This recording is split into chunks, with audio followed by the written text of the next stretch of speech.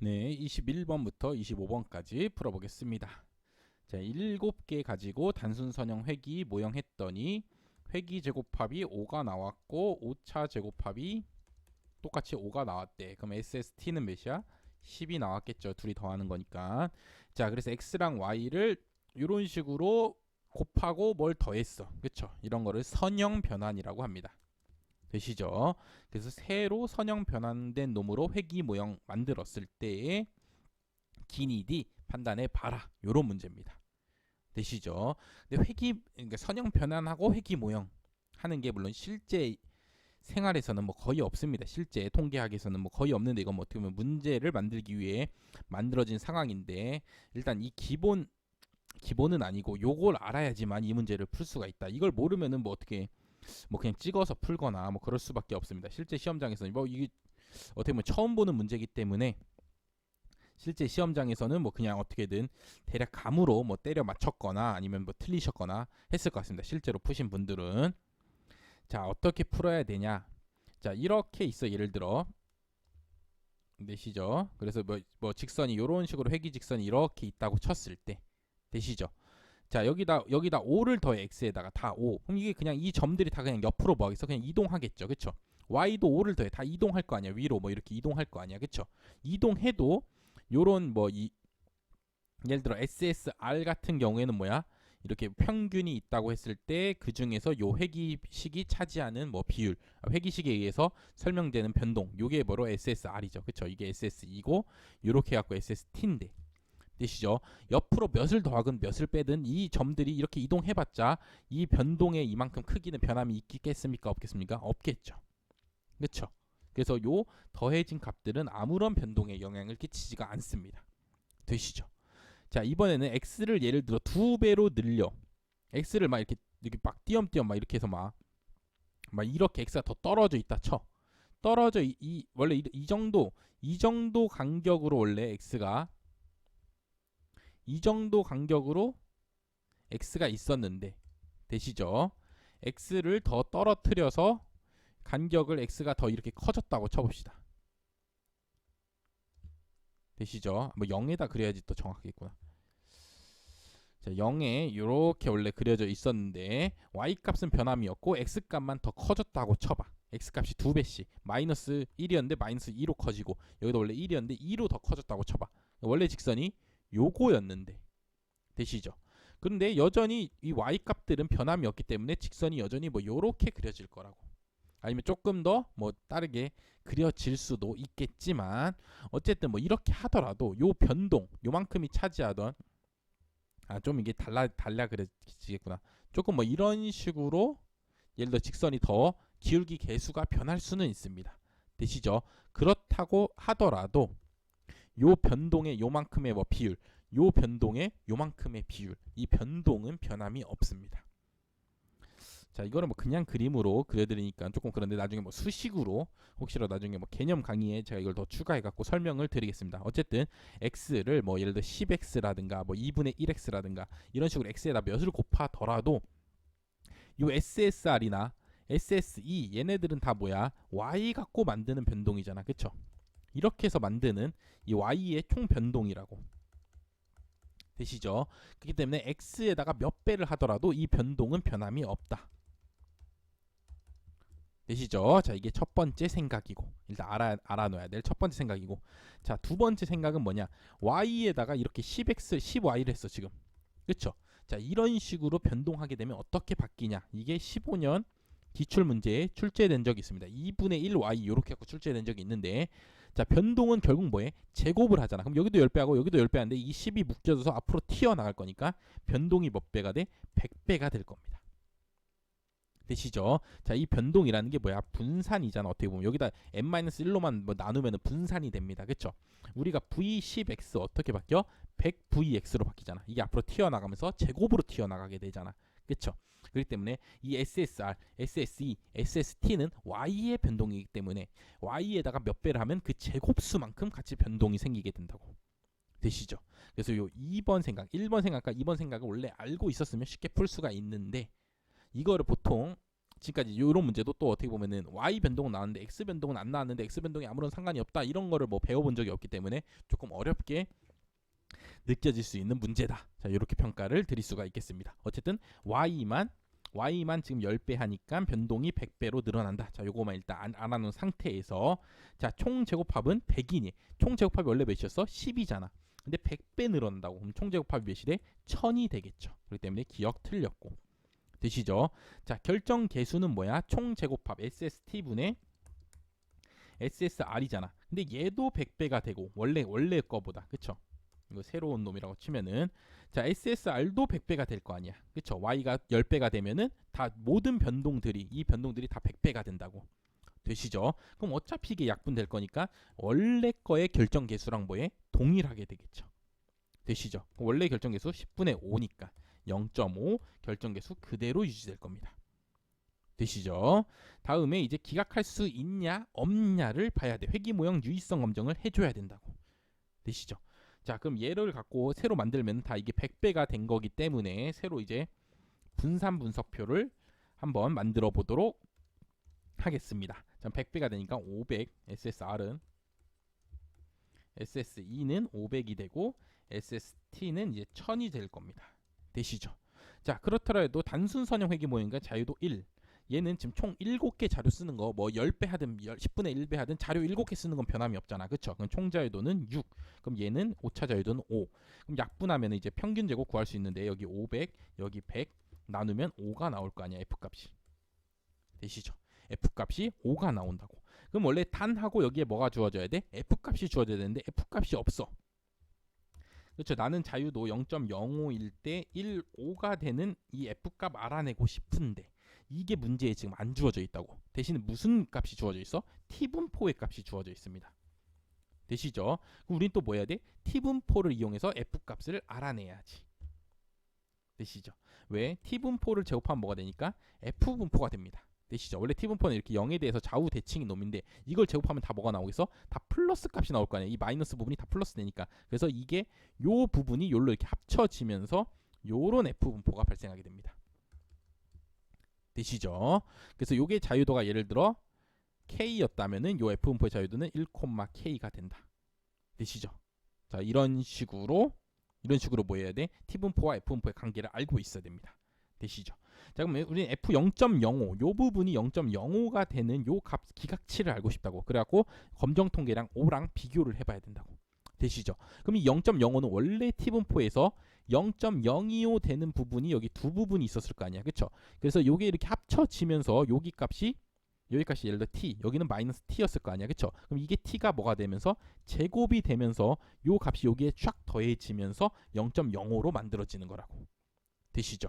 그래서 여기 요 t분포에서 0.025가 되는 값, 그 다음에 자유도가 지금 분모 자유도가 5여야 되니까 5가 되는 값을 알아내면은 그걸 뭐 해주면 제곱해주면은 여기 F분포로 넘어왔을 때 이 값이랑 뭐 되죠? 같아진다고. 되시죠? 그럼 F의 0.025 5 값이 몇이야? 지금 2.57이랍니다. 그럼 여기로 넘어오면 뭐야? 2.57의 제곱이 되겠죠. 그쵸? 그럼 내가 지금 F 검정 통계량 구했는데 그거는 뭐고? 5고 여기는 2.57이니까 2.57 제곱하면 몇이야? 2.5만 제곱해도 몇이야? 25 곱하기 25만 해도 6.25가 되잖아. 그쵸? 그럼 이쪽이 더 크게 되겠죠. 그러면 검정 통계량이 기각치보다 뭐하니까 작으니까 기문값을 기각하지 못한다가 맞게 되겠죠. 되시죠? 정답 몇 번? 그래서 3번 찍어주면 되는 문제다. 그래서 F값이 안 주어져서 요 T분포 이용해서 또 구해야 되고. 되시죠? 또 이 선형 변환하게 되면은 이 변동이 어떻게 바뀌는지도 알아야 되고. 그렇기 때문에 난이도 최상의 문제였다. 실제로 막 이렇게까지 생각해서 실제 시험에 푸신 분 없지 않을까. 지금 이거 설명만 하는데도 10분이 걸리는데 이걸 시험장에서 어떻게 1분 내에 아니 많이 줘서 3분 내에 어떻게 풉니까? 되시죠? 그만큼 어려운 문제였다. 그리고 요런 이제 뭐 이 정도는 이제 기초 상식이 예를 들어 된다. 이제 한번 출제됐으니까 이런 건 상식이 된다 하면 그 다음에 나왔을 때는 뭐 쉽게 푸실 수가 있겠죠. 되시죠? 근데 이게 또 2022년에 올해 처음 나온 유형의 문제이기 때문에 어려울 수 있다. 자, 이렇게 말씀드리겠습니다. 자, 22번도 또 어려운 문제야. 됐죠? 21번도 어려워 죽겠는데 22번도 연속으로 어려운 문제 나와. 연속으로 이렇게 따닥 어려우면은 연속으로 두 문제를 못 풀게 되니까 시험장에서 당황할 수가 있게 됩니다. 되시죠? 하지만 어려운 문제인지 쉬운 문제인지 빨리 판단해서 빨리 넘길 수 있는 능력도 필요하다. 그래서 그냥 두 문제든 세 문제든 어려우면 그냥 빨리빨리 넘기고 쉬운 문제 빨리 다 맞춰갖고 최대한 점수를 끌어올리는 게 더 중요하다. 자, 이렇게 말씀을 드리겠습니다. 일단 어쨌든 우리 공부해야 되니까 풀어야겠죠. 자, 누적 분포 함수가 어떻게 생겼냐면은 0일 때까지는 쭉 0이다가 되시죠? 0부터 2분의 1까지는 x제곱으로 증가해. 그럼 0일 때 값이 0이고 2분의 1 값 대입하면 4분의 1이잖아. 그럼 요렇게 해갖고 x제곱이니까 이게 포물선으로 증가할 거 아니야. 그쵸? 여기 4분의 1까지 증가를 해. 되시죠? 근데 2분의 1 이상부터는 쭉 뭐래? 1이래. 되시죠? 여기서부터는 쭉 1이라고. 자, 요렇게 생겼다고 누적 분포 함수 그래프가. 되시죠? 자, 그래서 기억. fx는 0과 2분의 1에서 불연속이네. 이어지지 않니. 근데 0에서는 뭐 봐봐. 이렇게 해서 이렇게 그려지잖아. 그럼 이어져 있잖아. 그쵸? 대신에 2분의 1에서 빵꾸 뽕 뚫고 갑자기 1로 확 늘어서 이렇게 증가하지 않습니까? 여기가 불연속이죠. 그쵸? 그렇기 때문에 둘 다 불연속이냐 물어봤기 때문에 기억은 틀렸죠. 되시죠? 연속인지 불연속인지 뭐 극한 배울 때 나오죠. 근데 그래프만 그려봐도 끊어져 있으면 불연속이고 이어져 있으면 연속입니다. 되시죠? 다음 x가 2분의 1이 나올 확률이 0이니. 자, 누적 분포 함수는 뭐야? 계속해서 함수값을 더해주는 거라고. 그래서 여길 때부터 0부터 시작해갖고 이제 이제 0.1 뭐 이럴 때마다 함수값이 존재하는 거야. 그래서 함수값이 계속 늘어나는 거야. 되시죠? 근데 누적 분포 함수값은 함수값을 계속해서 더하는 것 때문에 최대 어디까지 나와? 1까지 나올 수가 있을 거 아니야. 그쵸? 그래서 2분의 1부터 1이 쭉 나오는 거지. 그럼 이때부터는 오히려 확률값이 없다는 소리죠. 2분의 1일 때 1을 누적 분포를 다 채우고 1로 다 채우고 이제 그 뒤로는 안 나온다는 소리니까. 그렇죠? 안 늘어난다는 소리니까. 되시죠? 근데 2분의 1, 0부터 2분의 1까지 함수값을 다 채웠는데 4분의 1까지밖에 못 채웠어. 되시죠? 근데 갑자기 2분의 1이 되니까 갑자기 1, 확률값 1을 다 채워버렸단 말이야. 되시죠? 그래서 누적분포 함수가 이렇게 끊긴 그래프를 뭐라 그러냐? 혼합분포라고 합니다. 혼합분포 역대 기출문제 한 번 정도 출제된 적이 있는 문제라고. 뭐냐? 연속형 변수와 이산형 변수가 합쳐진 놈을 혼합분포라고 부릅니다. 되시죠? 그래서 여기까지 누적분포 함수가 이렇게 일자로 이어진 거 봤을 때 0에서 2분의 1까지는 연속형이었고 변수가. 되시죠? 그 다음에 2분의 1일 때만 뭐야? 이산형 확률값 하나를 갖게 된다고. 되시죠? 이게 혼합분포야. 그래서 이전에 나왔던 기출문제 보시면 설명을 해놨습니다. 자, 그래서 여기까지 연속형 0부터 2분의 1까지 확률값 다 합쳤더니 4분의 1이야. 근데 여기 돼서 누적분포 함수가 갑자기 1이 됐어. 그럼 x는 2분의 1일 때의 확률값이 몇이란 소리야? 4분의 3이야겠죠. 그렇죠? 그래야지 이 4분의 3 갖다 더하니까 누적분포 함수값이 갑자기 1 딱 되면서 쭉 이어지게 될 거 아니야. 그렇죠? 자, 예를 들어 연속형 변수다. 연속형 변수는 누적분포 함수가 그냥 이렇게 해서 이렇게 생겼습니다. 0부터 출발해갖고 쫙 확률값 갖다가 1 다 채우면 그냥 이렇게 이어지게 이렇게 원래 생겼어야 된다고. 되시죠? 근데 여기 갑자기 이렇게 뭐해? 끊어져 있잖아. 이렇게 갑자기 뭐해? 이렇게 하다가 갑자기 끊어져 있다 그러면 이건 무슨 분포? 혼합분포로 보시면 된다고. 요때만 이산형값 하나를 갖게 된다고. 되시죠? 또는 0으로 쭉 오다가 갑자기 이때부터 요렇게 그래프 그려졌다가 갑자기 이렇게 해서 1값 가죠. 되시죠? 그럼 요때도 이산형값 하나 갖는 거고 요때도 이산형값 하나 갖는 혼합분포로 보시면 됩니다. 되시죠? 혼합분포는 또 나중에 한번 따로 단원을 만들어서 그 다음 내년도 강의 때는 설명을 드리도록 더 자세히 설명을 드리도록 하겠습니다. 어쨌든 x는 2분의 1 때 확률값이 있기 때문에 이게 불연속이더라도 누적분포 함수가 그려질 수가 있게 되는 거라고. 그래서 니은이 틀렸다. 정답 몇 번? 디귿만 맞는 거니까 2번 찍으시면 되겠죠. 그럼 디귿은 뭐야? 디귿은 쉽죠. fx를 구해보래. 확률 밀도 함수를. 확률 밀도 함수는 뭐 하면 돼? 이 누적분포 함수값 얘를 뭐 하면 돼? 미분해서 구하죠. 그쵸? 연속형일 때는 미분해서 구하면 된다고. 0에서 2분의 1까지는 연속이잖아. 그쵸? 그냥 미분하면 된다고. 그럼 x제곱 미분하면 되니까 뭐야? 2x죠. 그래서 2x다 맞게 됩니다. 되시죠? 그렇기 때문에 혼합분포라는 게 많이 보기가 힘들기 때문에 뭐 실제 생활에는 거의 없는 경우고, 그렇죠? 문제를 위해서 만들어진 상황이기 때문에 난이도 어려울 수 있다고. 그렇죠? 최상이다. 21번, 22번 연속으로 어려웠습니다. 자, 23번부터 이제 조금씩 이제 쉬워져야 되는데, 자, 두 개의 표본 평균의 차이를 알아보고 싶대. 그렇죠? 그러면은 모평균의 차이 추정 또는 뭐 검정 그런 문제겠죠. 그렇죠? 그런 식으로 해서 확률을 요렇게 표시했을 때 요 C값 구해보래. 그럼 우린 이걸 뭐 해야 돼? 이거를 이제 표준화해서 어떤 검정 통계량으로 어떤 추정 어떤 분포로 바꿔줘야지 이 C만 남겨갖고 구할 수가 있겠죠. 되시죠? 자, 모평균의 차이의 추정값 어떻게 구하냐? 그쵸? 빼기 실제 평균, 모평균의 차이가 있을 거 아니야. 그쵸? 실제 모평균의 차이를 나눈 다음에 루트 해갖고 SP의 제곱 곱하기 N1분의 1 더하기 N2분의 1 요렇게 구하죠. 그쵸? 모평균의 차이 실내 구간 구하는 식 반드시 외우고 있어야 됩니다. 그럼 얘가 뭘 따라? 얘가 지금 뭘 썼어? 여기에 표본 평균을 썼잖아. 그쵸? 그럼 얘는 무슨 분포를 따라? T분포를 따르고 자유도 그때 자유도 몇이야? N1 더하기 N2 2죠. 2. 요런 자유도를 따르게 됩니다. 여기 합동표본 분산을 갖다 쓰게 되면은 무슨 분포를 따라? T분포를 따르게 되죠. 되시죠? 그럼 결국 이 확률값을 요 모양으로 만들어 줘야지 T분포를 따를 거 아니야. 그쵸? 그럼 여기를 다시 써주면은 마이너스 x 마이너스 y고, 자 여기서 이제 1을 요로 넘길 거야. 그럼 빼기 1이 되잖아. 그럼 요 1이 무슨 의미냐? 얘가 평균이 2고 얘가 평균이 1이잖아. 그쵸? 모평균이 2고 모평균이 1인 데서 튀어나온 놈이잖아. 그쵸? 그럼 2 빼기 1하면 1이잖아. 그쵸? 그래서 요만큼이 요만큼이랑 같다. 나누기 루트 이제 1 넘겼어. 그럼 여기 이쪽에는 CSP만 남아있을 거 아니야. 그쵸? 그럼 SP를 이쪽으로 갖다 나눠줘. SP를 이쪽으로 갖다 나눠주라고. 그럼 이렇게 SP가 이렇게 나눠지겠죠. 그쵸? 그럼 이쪽에는 이렇게 하고 이쪽에 C만 남아있게 될 거 아니야. 그쵸? 그럼 SP 제곱이니까 앞으로 튀어나가면 그냥 이렇게 SP 이렇게 쓸 수가 있는데, 그럼 루트 N1 더하기 N2분의 1이 있어야지만 T분포가 된다고. 되시죠? 그럼 여기에 루트 지금 총 8개씩 뽑았잖아. 그쵸? 그럼 루트 8분의 1 더하기 8분의 1이 존재하면은 이게 뭐가 돼? 이게 바로 T분포가 된다고. 되시죠? 그러면 이게 넘겼고 여기다 그냥 맘대로 막 나눴으니까 이쪽에도 똑같이 8분의 1 더하기 루트 8분의 1 요거를 갖다 적어주셔야 된다고. 그래서 이게 0.1 되게 해주는 C를 찾아보라고. 되시죠? 그럼 요게 뭐야? 요게 모평균의 차이 검정 통계량, 모평균의 추정, 모평균의 차이 추정할 때에 그 T분포 따르게 만들어주는 표준화된 식이잖아. 그쵸? 그럼 이게 전체가 샥 해서 뭘로 바뀌어? 이렇게 T분포로 바뀌게 되죠. 되시죠? 어떤 T분포 값이 있는데 이 값보다 클 확률이 0.1이래. 이렇게 T분포가 있는데. 되시죠? 어떤 값이 쫙 있어. 어떤 값, 요런 값이 있어. 요런 값이 있을 때 이 값보다 클 확률이 0.1이 된대. 그럼 우리는 여기를 뭐라 불러?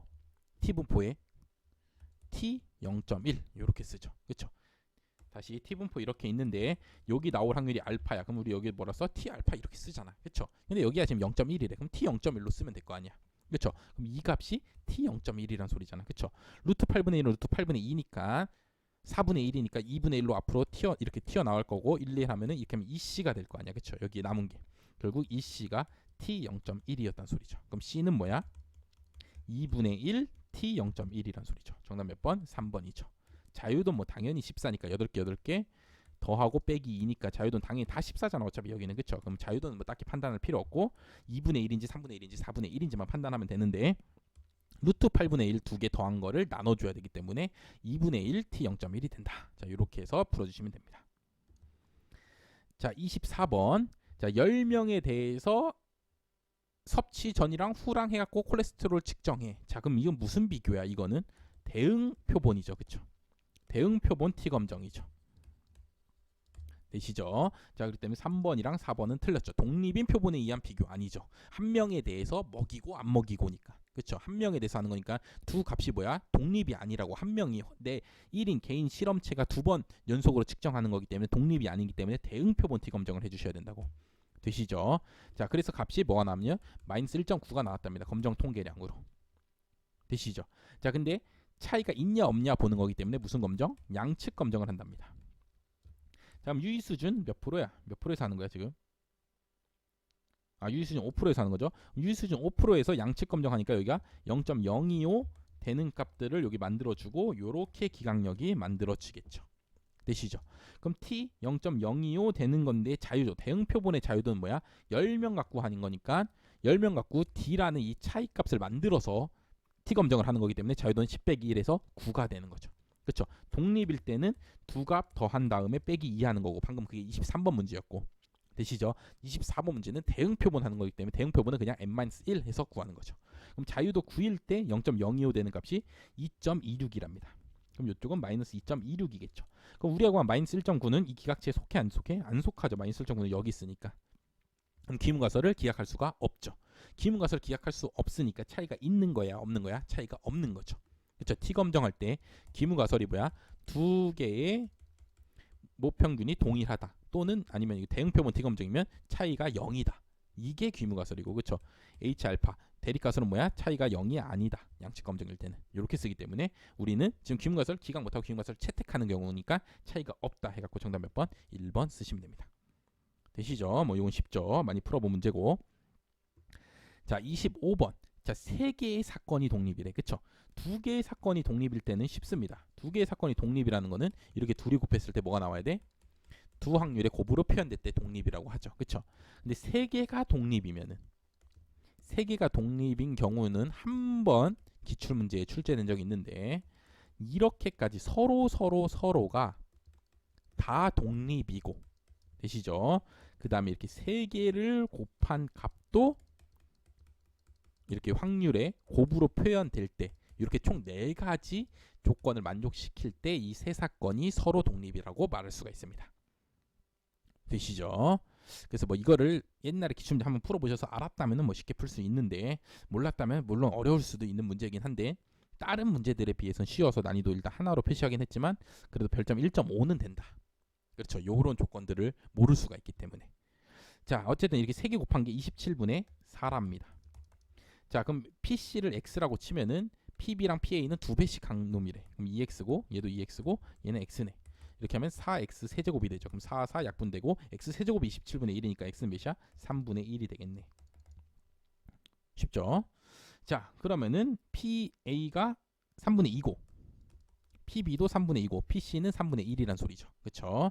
자 그럼 이제 이 값을 구해보래. 그럼 PA 합집합 B는 어떻게 구해? PA 더하기 PB 마이너스 PA 교 B로 구하잖아. 그쵸? 그럼 얘가 3분의 2고 얘가 3분의 2고 얘는 어떻게 구해? 이렇게 둘이 곱해서 구하면 된다며. 독립이니까. 되시죠? 그럼 9분의 4가 나오겠네. 그럼 3분의 4에서 9분의 4 빼니까 9분의 몇이냐? 3분의 4가 9분의 12에서 9분의 4 빼니까 9분의 8이 되겠죠. 되시죠? 그다음 PB 교집합 B와 C의 교집합의 확률은 뭐야? 얘네 둘이 곱하면 되잖아. 그렇죠? 얘가 3분의 2, 얘가 3분의 1이니까 둘이 곱하면 몇이야? 9분의 2가 되겠죠. 그럼 9분의 8 빼기 9분의 2 하니까 9분의 6이니까 9분의 6을 약분하면 몇이야? 3분의 2니까 2번 풀어주면 되는 문제였습니다. 되시죠? 자 이렇게 해갖고 22년 7급 문제를 다 풀었고 그 다음에 여기 밑에다가 다 난이도도 다 표시해 두었습니다.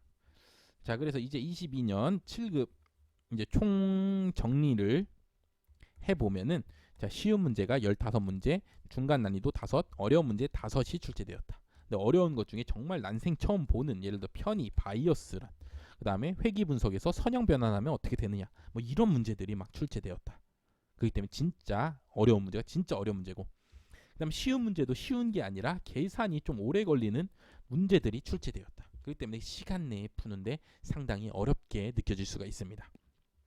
자, 하나당 4점이죠. 그쵸? 이거 다 맞추면 60점. 이거 다 맞추면 20점. 요거까지 다 맞추면 20점이란 말이야. 그쵸? 그럼 80점만 나와도 엄청난 고득점이다. 합격, 거의 합격 확실시 되는 나머지 과목 잘했다고 했을 때 합격 확실시 되는 점수다. 되시죠? 이제 80점을 목표로 하고 공부를 해야 되는 시험이 아닌가. 자, 요렇게 총평에서도 한번 말씀을 드렸습니다. 되시죠? 왜 점점 이제 문제는 어려워질 겁니다. 왜냐면 문제가 공개되잖아. 시험 문제가 공개된다고. 그럼 당연히 이 공개된 문제보다는 당연히 다른 문제를 내다 보니까 지금까지 뭐 쉬운 부분은 다 냈을 거 아니야. 공개된 문제에서. 그렇죠? 그럼 다른 부분으로 좀 난이도를 올려야 되니까 이제 가뜩이나 막 새로운 것들을 막 이제 중요하지 않은 통계학에서 정말 아무도 거들떠보지도 않는 부분들을 막 갖다가 내기 시작합니다.